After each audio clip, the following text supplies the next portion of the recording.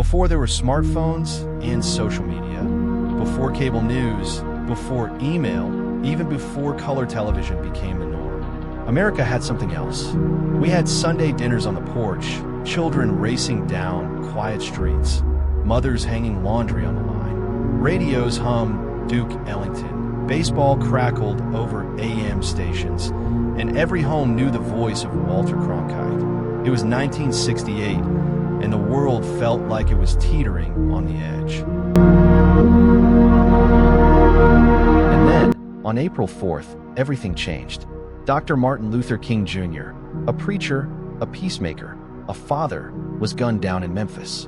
A man of peace, taken by violence. For some, the world seemed to stop turning. For others, it exploded into flames. Cities burned, tears flowed, and a nation asked itself, how did we get here? And where do we go now? This is the story of America in the shadow of a gunshot. A story not just about politics or protests, but about people. Mothers, factory workers, churchgoers, teenagers, veterans. Ordinary citizens, living through extraordinary times. This is your story. In the late 1960s, America stood at a crossroads. The war in Vietnam dragged on. The civil rights movement pushed forward with every march, every boycott, every silent protest. The young were restless, the old uncertain. The television, no longer a novelty, now brought the world and its conflicts into the living room. But in many homes, life moved at a different pace. You could still walk down the street and know your neighbors by name. Sundays were for church and family. You might have bought a gallon of gas for 34 cents or mailed a letter for just a nickel. But behind the smiles and the suburbia, something was stirring, something big. For millions of Black Americans, life was very different. Even as the 1960s marched on, segregation still ruled much of the country. Separate water fountains, separate schools, separate doors, and not just in the South. Dr. Martin Luther King Jr. had risen to become the voice of nonviolence, the symbol of hope. But that hope was not without pain. We shall overcome, they sang.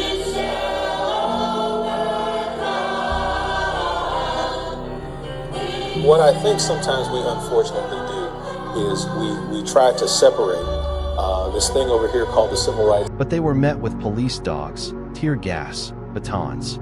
America was a country divided by race, economics, geography, and experience. And yet, people kept going. They worked. They loved. They dreamed. In 1968, your average American, Black or white, worried about paying bills, keeping their job, keeping their children safe. The Cold War loomed large, but so did more immediate threats. Riots, school integration battles, rising crime, rising rent. They weren't all out on the streets protesting, but they were watching, listening, feeling the tension. America was like a house with a cracked foundation, still standing, still full of life, but one good shake away from collapse. In the midst of this unrest, one man stood as both a bridge and a target. Dr. Martin Luther King Jr. was more than a preacher. He was a movement, a voice of conscience.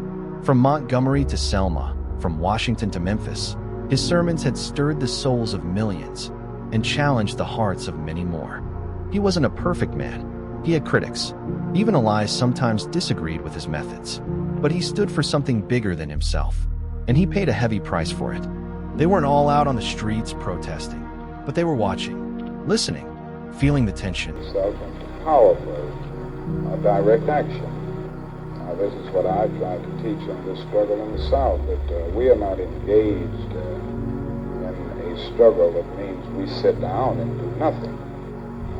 That there's a great deal of difference between non-resistance to evil and non-violent resistance. Non-resistance leaves you in a state of stagnant passivity and deadening complacency, wherein non-violent resistance means that you do resist in a very strong and determined manner. And I think some of the criticisms of nonviolence, or some of the critics, fail to realize that we are talking about something very strong, and they confuse non-resistance with nonviolent resistance. The night before he died, Martin Luther King Jr. stood in Memphis, speaking to striking sanitation workers. His voice was tired but firm, his body worn, but his spirit alive. He didn't know the bullet was coming, but somehow he sensed the storm. And so, the nation waited without knowing what it was waiting for. Some went to bed, wondering what tomorrow's newspaper would bring. Some went to sleep with laundry still on the line. Some were working the night shift. Some were watching their children sleep. It was an ordinary evening in America, but it would not be an ordinary morning. It was just after 6 p.m. in Memphis, Tennessee. Dr. King stood outside room 306 at the Lorraine Motel, speaking with friends and colleagues. The evening was warm. Spirits were light. A jazz band played in the distance. Then a single shot.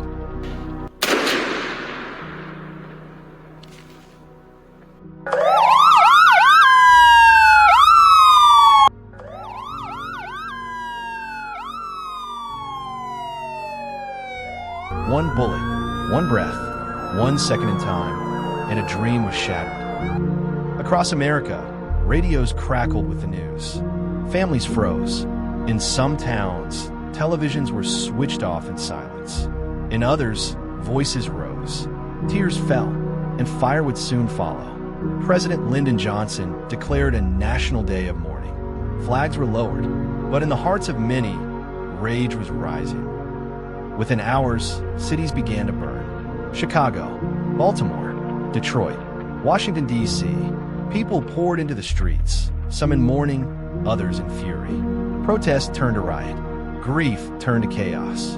In over 100 American cities, windows shattered, stores burned, and the National Guard moved in. It was the worst wave of civil unrest the country had seen since the Civil War. Over 40 people would die in the days following King's assassination. Thousands were injured, tens of thousands arrested. But not all America rioted. In small towns, families sat quietly, not knowing what to say. In churches, candles were lit. In classrooms, teachers held impromptu discussions. In homes across the country, Black and white Americans alike felt a chill that had nothing to do with the weather. They killed our leader. What are we supposed to do now? A man yelled.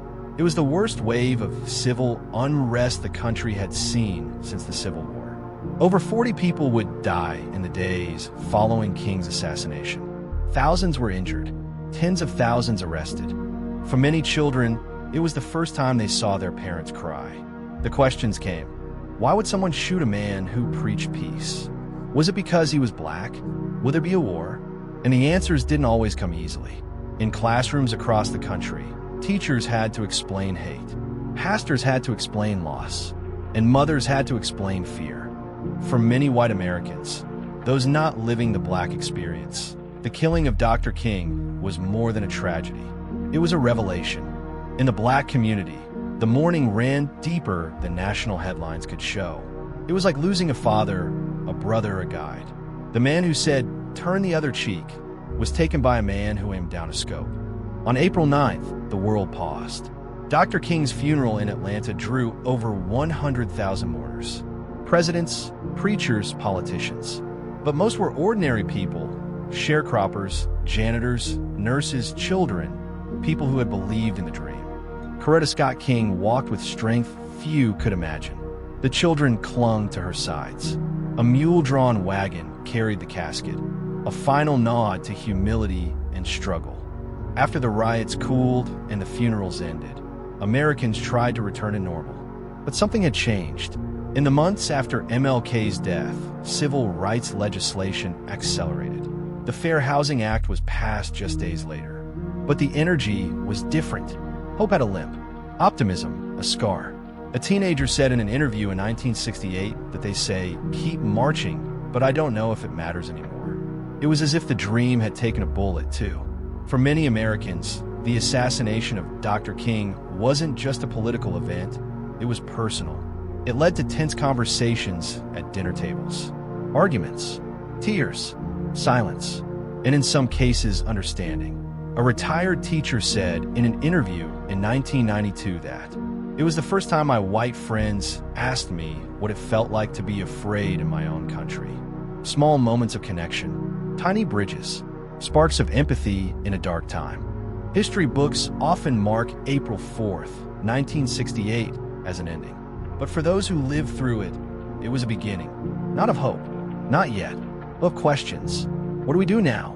Who do we become now that the dreamer is gone? After King's death, the movement evolved, louder, angrier, more militant. Some took to the streets with raised fists instead of folded hands. Others turned inward, exhausted from years of marching, tired of begging for rights they were born with. The fight didn't stop, but the spirit had changed. The dream still lived, but now was harder to see. In classrooms, Dr. King's speeches became assignments. His quotes were written on chalkboards, printed in textbooks. But for the children who had been alive in 1968, King wasn't just a figure in a book. He was the voice on the radio, the man their parents spoke about in hushed tones. They didn't memorize him. They remembered him. In churches, his spirit lived on. Sermons echoed with his words. Ministers stepped into his example, calling not for vengeance, but for change.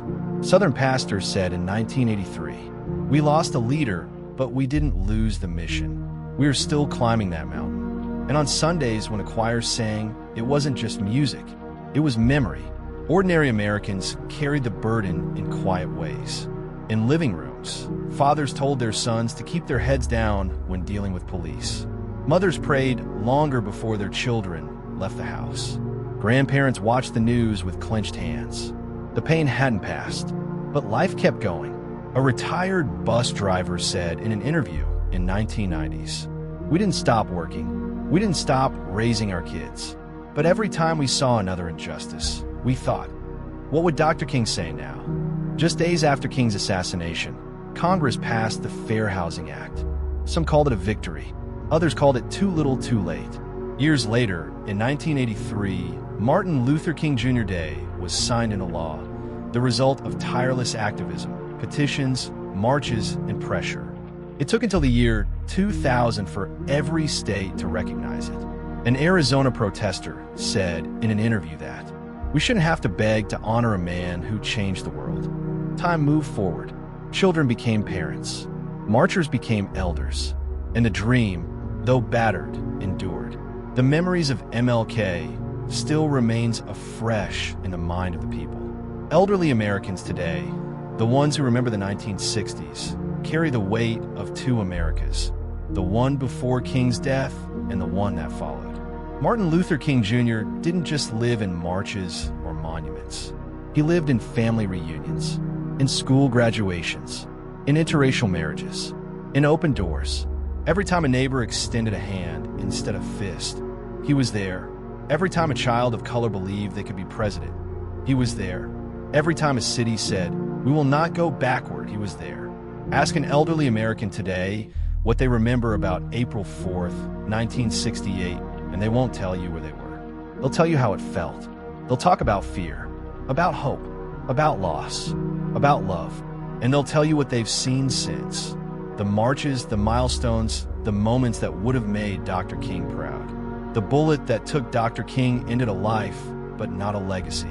In every church that opens its doors, in every peaceful protest, in every young voice that rises for justice, the echo of that dream lives on. And maybe that's what matters most. He may not have reached the promised land, but he helped us see the road. And it's up to us, especially those who remember, to keep walking it. If you were there in 1968, if you remember where you were when the news came, then this story is also your story. Because Martin Luther King Jr. didn't march alone. He didn't dream alone. He didn't suffer alone. And he never hoped alone. His assassination didn't just take a man. It handed you a torch, whether you knew it or not. A torch to speak when silence feels safer. To love when hate comes easy. To rise when the world tries to keep you down. You may not have marched in Selma. You may not have spoken from pulpits or led movements. But if you've raised children with dignity, treated neighbors with kindness, or told a story that mattered, you've marched in your own way. The elders of America hold a sacred power, memory. You've seen this nation stretch, stumble, and rise. You've lived the history our grandchildren only read about. And now, they need you more than ever to remind them of where we've been so they don't lose sight of where we're going. Tell them the truth, a grandmother once said. But don't forget the dream. Today, The streets are louder than ever. The cries for justice still ring out. And once again, the country is asking hard questions. But look closer, and you'll see the answer is still the same. Compassion, conviction, community. That's what Dr. King stood for. That's what you carry in your bones. It never died. It never will. To the elders watching now, this documentary isn't just history. It's a love letter. A love letter to your strength, to your grief, to your grace. You've buried leaders and seen presidents. You felt the sting of loss and the thrill of progress. And now, you carry the most important story of all, how this country healed after it broke.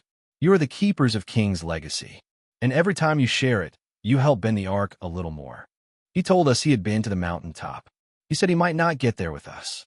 But the truth is, he's never really left us. Because the mountaintop, the dream, it lives in every act of courage, in every bridge built between strangers, in every memory passed from elder to child. You don't have to change the world to carry the dream. You just have to carry love.